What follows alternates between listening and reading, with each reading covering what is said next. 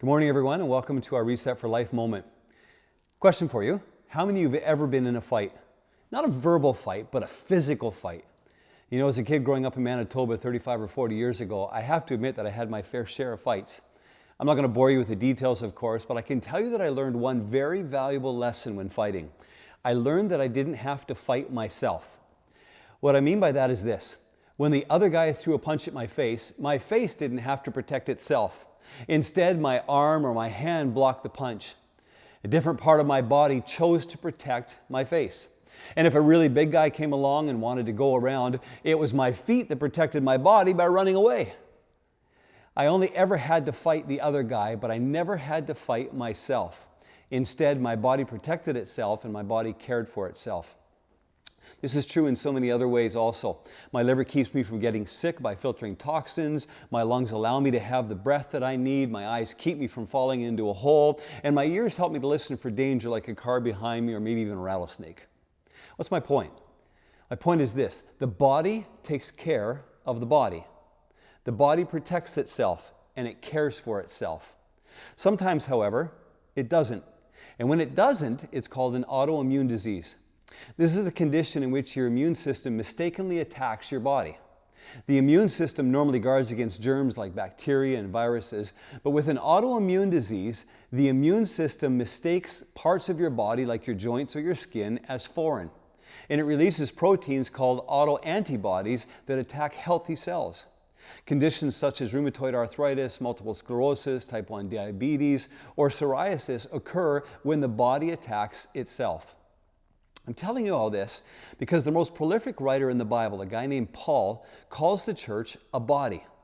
And he says this in Romans 12, 4 and 5. He says, just as our bodies may have parts and each part has a special function, so it is with Christ's body. He's referring to the church. We are many parts, he says, of one body, and we all belong to each other. Did you catch that? Bodies have many parts, each with specific functions, specific sizes and shapes, and specific needs. And unless the body is sick with an autoimmune disease, it doesn't attack itself, but rather it protects and it cares for itself. And Paul says that the church is a body. And the church should act the same way as a human being or a human body. Each member in the church is different than the others. Each member has a unique function and a role within the greater body of a local church. Each member has value. Each member needs to be taken care of. Each member needs to know that they have a right to be there and they have a role to play. In fact, Paul goes on to say that when the church is operating as it should, there is a mindset that we all literally belong to each other. This is so different from what the world teaches. In the world, it's every man for himself or every woman for herself. But in the church, there is love, there is ownership, and there is care for each other because we belong to each other. So when you hurt, I hurt.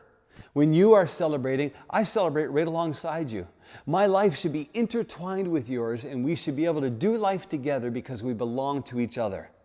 Any physical differences that we might see in each other really should bind us together, not tear us apart.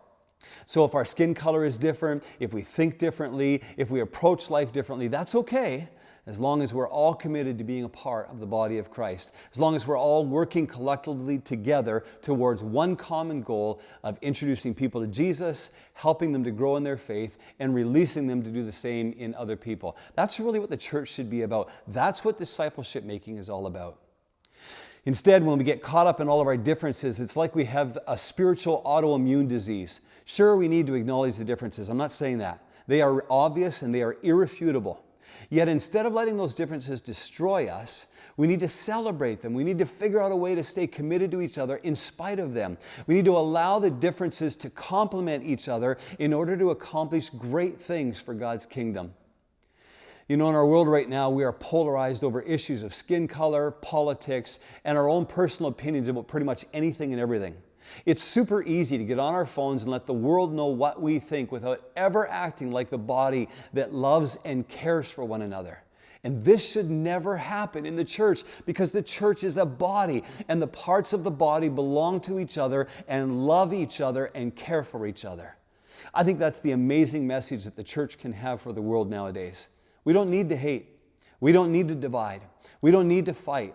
We have the answer to the world's tensions right now. That answer is the gospel as personified by the life of Jesus Christ. If we will simply be biblical in our approach to one another and lovingly treat one another as members of the same body, I believe we would change the world around us. Church, let me remind you of this. You are a body. Don't allow spiritual autoimmune tendencies and ideas in your life that will separate and destroy. Do your part to love on others regardless of how different they are from you. Take a look at your own body as a reminder of how wonderful it is when a body works together in harmony. One quick thing before I go, don't forget to register for this Sunday's live service. You can do so by going to www.christianlifecenter.ca and clicking on the event registration tab. We are so looking forward to seeing everybody. That's my Reset for Life word for today. Have a great weekend. See you Sunday.